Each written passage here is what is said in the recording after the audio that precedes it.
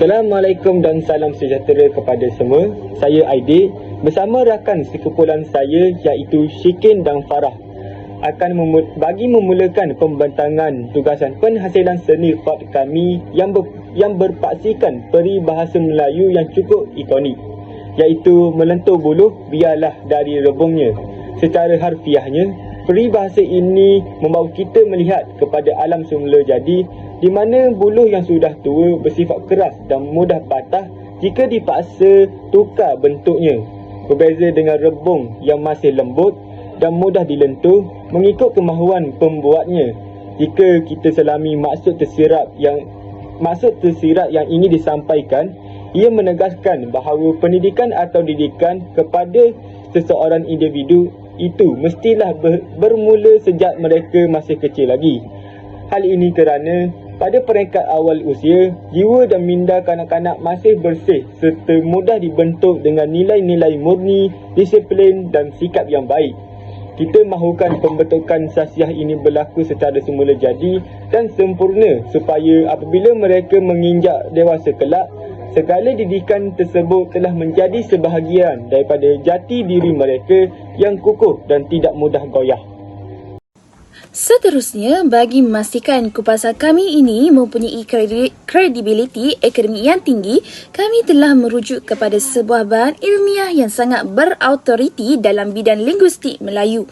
Rujukan utama kami adalah jurnal bertajuk Bahasa dan Pemikiran dalam Peribahasa Melayu yang merupakan hasil kajian Zainul Hamzah dan Ahmad Fuad Hassan dari Fakulti Bahasa Moden dan Komunikasi iaitu di Universiti Putra Malaysia.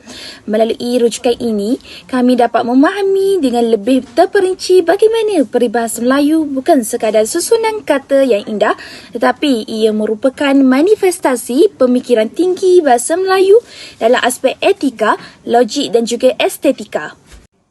Penulis menjelaskan bahawa masyarakat Melayu menggunakan pemerhatian terhadap alam flora dan fauna, dalam konteks ini pohon buluh, untuk menyampaikan falsafah kehidupan yang sangat tajam. Kajian ini membuktikan bahawa terdapat hubungan yang sangat erat antara bahasa yang digunakan dengan cara fikir masyarakat dalam membentuk generasi yang berakhlak mulia melalui pemerhatian alam sekeliling. Seterusnya, saya akan mengulas mengenai penggunaan peribahasa ini dalam komunikasi seharian kita agar ia dapat difahami dengan lebih praktikal. Peribahasa ini sangat sesuai digunakan apabila kita bercakap mengenai 3 aspek utama iaitu didikan ibu bapa kepada kanak-kanak di rumah, sistem pendidikan formal di sekolah serta usaha pembentukan akhlak dan disiplin sejak usia kecil.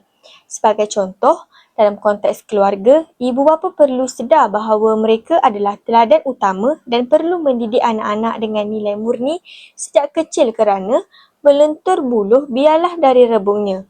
Begitu juga dalam konteks pendidikan di sekolah, pihak guru memainkan peranan kritikal dalam membentuk disiplin murid dari peringkat awal lagi.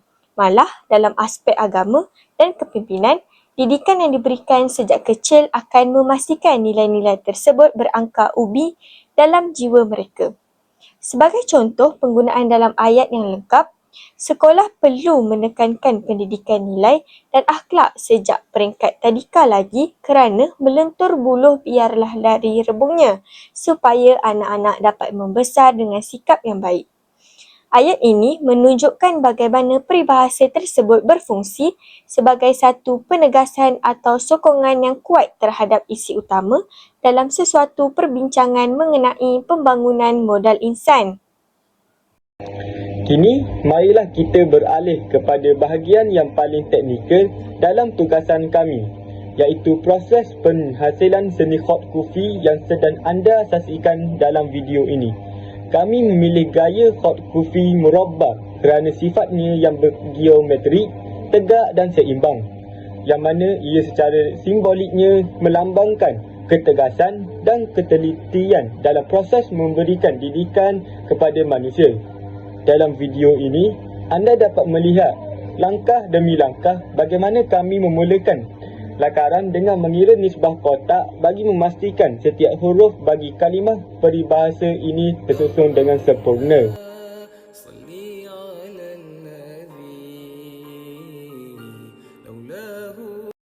Seterusnya, setelah karya seni khat manual kami siap sepenuhnya, kami telah mengambil inisiatif untuk membawa karya tradisional ini ke tahap digital dengan memasukkannya ke dalam aplikasi Canva.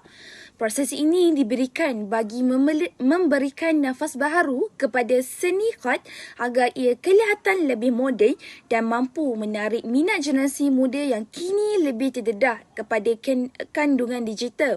Di dalam Canva, kami telah menyusun atur hasil khat tersebut dengan elemen-elemen grafik yang bersesuaian serta memilih palet warna yang harmoni bagi menaikkan lagi seri peribahasa tersebut.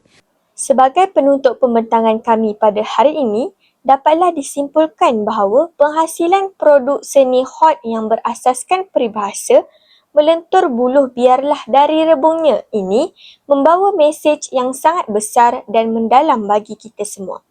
Melalui tugas ini, kami sedar bahawa seni khat bukan sekadar hiasan dinding atau sekadar menonjolkan keindahan tulisan Islam semata-mata. Malah, ia merupakan satu medium dakwah dan pendidikan visual yang sangat efektif. Proses menghasilkan seni ini telah melatih kami tentang erti kesabaran dan kepentingan disiplin, yang mana nilai-nilai ini adalah selaras dengan tuntutan peribahasa tersebut yang menekankan kepentingan didikan awal. Jelaslah bahawa pembentukan akhlak dan jati diri yang kental perlu bermula dari peringkat akar umbi agar ia lebih berkesan dalam melaksanakan dan melahirkan generasi yang bukan sahaja berilmu tetapi juga mempunyai sahsiah yang sempurna. Kami berharap agar perkongsian ini dapat memberi inspirasi kepada kita semua untuk terus menghargai sastera rakyat dan seni warisan kita. Sekian sahaja daripada kumpulan kami. Terima kasih.